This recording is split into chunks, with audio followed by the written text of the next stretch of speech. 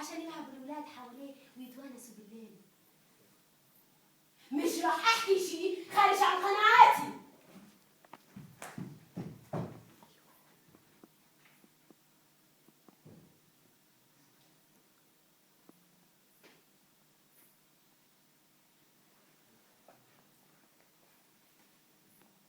امي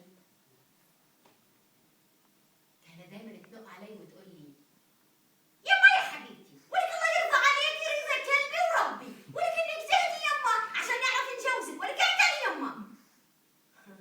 عشان تجوزني وعشان اهرب كنت دايما الاقي طرق كثيره اهرب من الموضوع. مره لقيت على التلفزيون راقصه باليه، اما شو راقصه باليه، شو هالجسد، شو هالجمال. لفتت انتباههم إلها وقلت لهم أي شوفوا ما أضيق نظرة الإنسان، شوفوا هالجسد الجميل ما أحلى، شوفوا هالرأس، هالجسد بينفع لشغلات كثيرة في الحياة غير الحبل والأكل. طلع هالجسد شوفوا ما أحلى، ما تشوهش جسدها، يعني ما حطتش في طفل عشان يتشوه جسدها، ما تشوهش عقلها عشان هيك ما تشوه جسدها.